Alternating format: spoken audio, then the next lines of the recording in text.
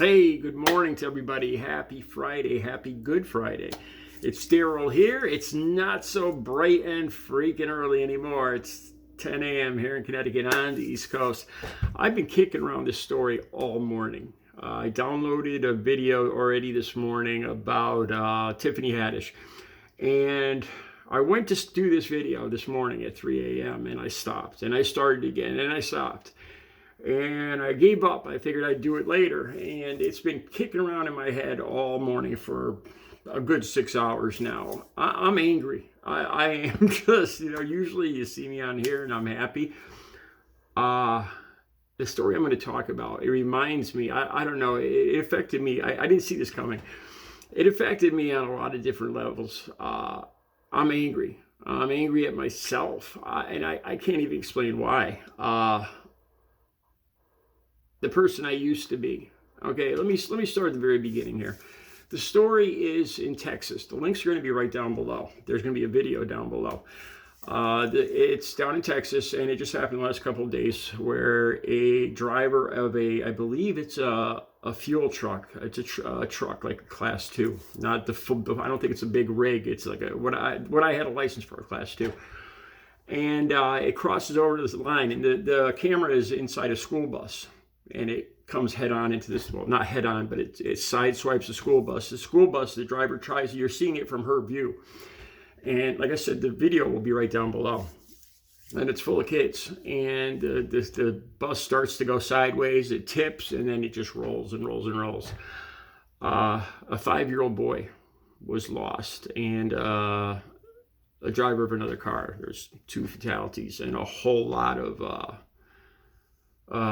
kids that will never forget this day. The thing I want to say is, the thing I realized is that was me. That was me, completely. That wasn't. Not only was it me, but I was worse than that guy. The guy admitted, the truck driver admitted to not only sleeping 3 hours. I got to watch what I said. The last video got yellow lighted, the monetization, so I got to watch how I phrase this. The driver admitted to using Columbia's finest at 1 a.m, okay? And I think he admitted to smoking weed and maybe drinking. Like I said, the links will be down below. And lack of sleep and everything. So he admitted all this. And I read different versions of the story. The links will be down. I went on Reddit, and there's conversations on Reddit, and I read just comment after comment about what people thought about that guy, that driver. What should happen to him? The guy, and I can't blame him. I understand, those poor kids are never, what this guy did was so selfish and irresponsible. Getting on the road. And the thing that really is, it wasn't the first time he did this. I'm sure it wasn't. I know because I was that guy. So I'm reading in Reddit all the recommendations of what should happen to this guy in prison, and I can't argue it. But then, I was that guy. And it's been bothering me all morning. On the good side, I never hurt anybody. I never had an accident. I was caught. I came in and I had a urine, and I was caught and subsequently fired from a fantastic job. And then the job after that, the truck driving job after that, I lost 3 truck driving jobs. And as I've been pondering this story all morning, I've been clean and sober for 17 and a half years. Thank God. Like I said, and I was lucky. It wasn't because of planning. It wasn't, because of forethought. Because I did what this guy did every single week, multiple times a week. I would drive my truck with no sleep. I'm going to tell you guys what my average week was like. The one day, that my party day, like when I got paid, when I got my check, I would get a check every week, a good check. I was a Teamster truck driver. And if I got paid, this was 1996. If I got paid, I was driving this job from 1990 to 1997 when I got fired. And bringing home $500-600 was really good money back then. And if I got paid $500, I would spend $450 of it on drugs. And if I bought drugs, I would do every single bit of drugs I had that night. I would spend all the money I had, and I would use everything I bought. There was no control when I look back at this. Back then, I hadn't even started using opiates yet. That was after I hurt my back in the next truck driving job. I had 2 back surgeries, and then I got cross-addicted to Oxycontin, which then turned into heroin. Yeah, and things got even worse, if you can believe it. So I saw this story this morning, and I read, and I'm thinking about what this guy, how selfish and irresponsible he is. And that was me. And not only was it me, but I was worse than this guy. This guy claims, well, I'm sure he's probably, because addicts, of course an addict's going to lie. If he admitted to this, then it was 10 times worse than what he admitted to. But he admitted to like a few lines at 1 a.m.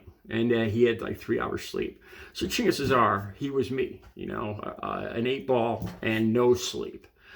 Okay, this is how the day I got paid every single week. This is how it went. And I thought about this, and I thought, what a mess I was. I forgot how hopeless, how lost. I mean, what a just full-blown drug addict I was. I was out of control. I had no control over myself.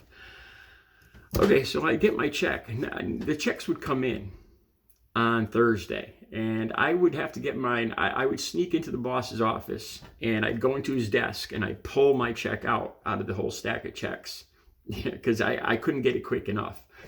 And then I would go out on my route. I'd cash my check. And the reason I wanted my check is after I finished my route, at this time I was driving a newspaper truck for newspapers in New York City, newspapers, paperback books, magazines. I would cash my check, and I would go, at this time I would go to a bar. It was called the Rainbow Cafe in Waterbury, Connecticut. And I would go in there, I'd park my truck, I'd go in, and this place was dealing right over the bar, right over half balls, 8 balls, right over the bar. And I'd get what I was going to get, and I'd use some right in the truck. I'd go back to our building. I'd punch out within an hour. I'd go home. I'd use it all.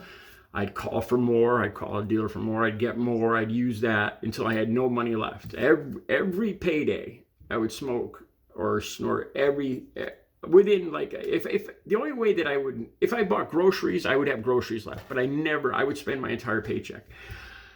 My heat got turned off, and this is Connecticut. We have 0 degrees, 20 degrees below zero, and it got shut off in October.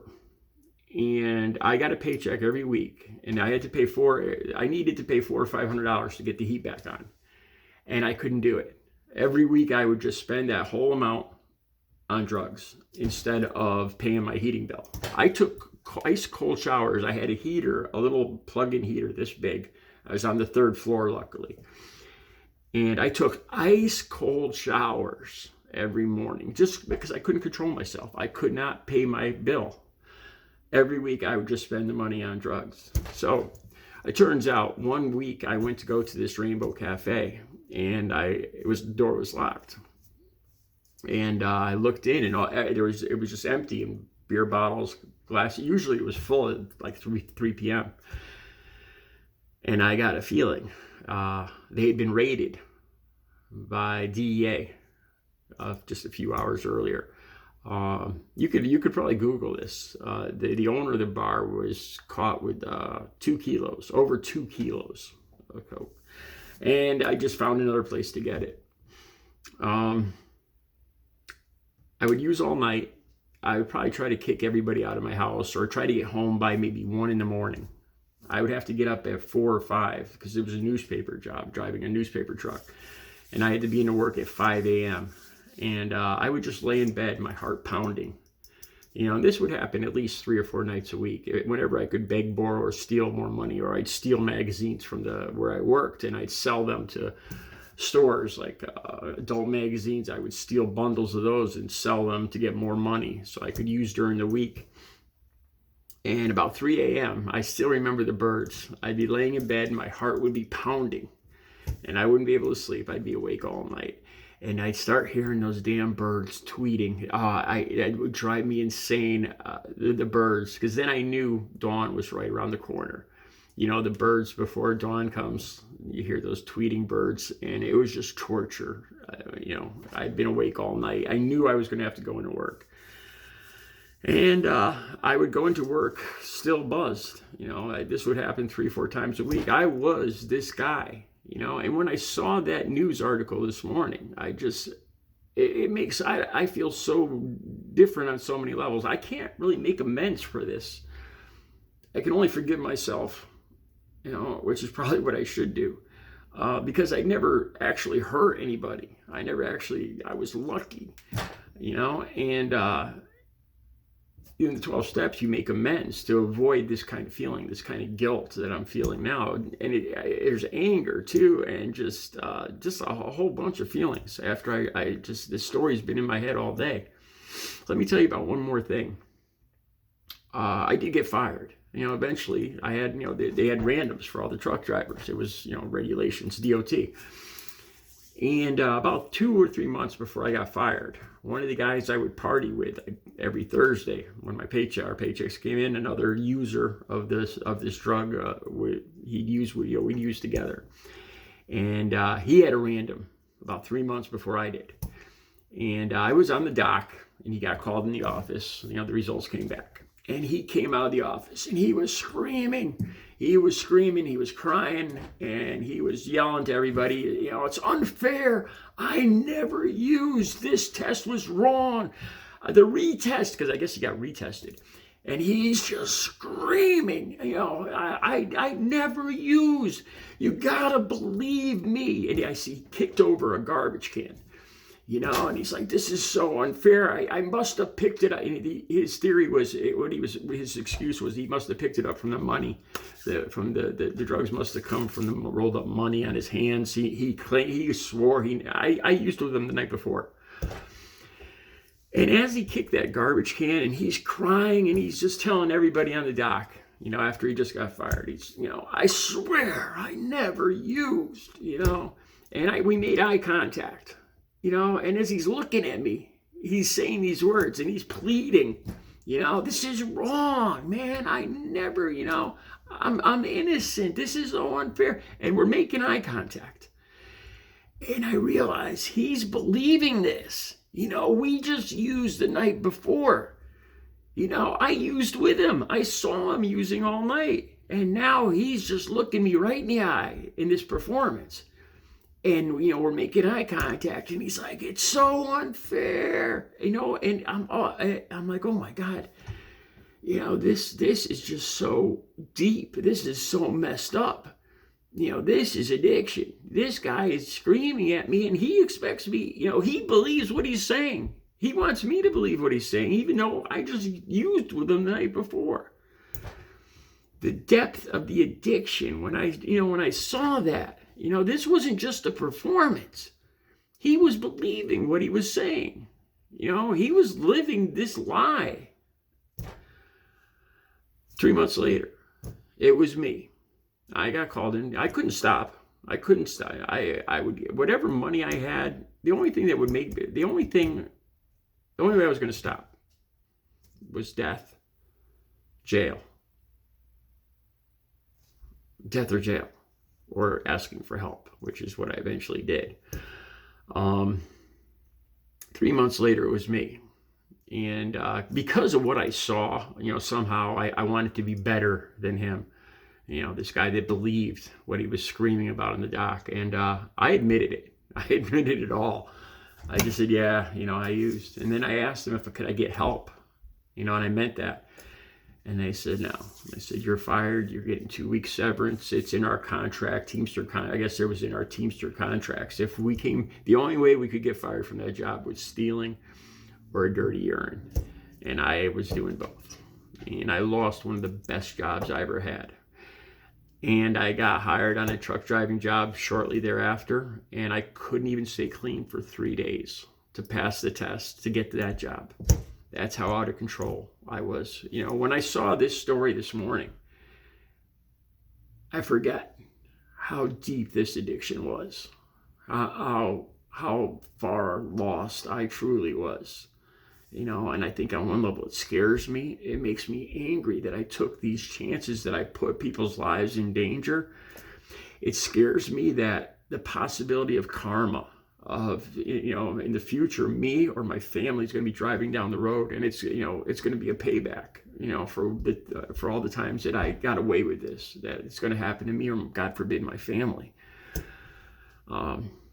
I'm pretty sure AA, my fellowship in AA would tell me that I have to forgive myself at this point and pay it forward and all that good stuff. That's the video for today. The links will be down below to that story. Have a good Friday.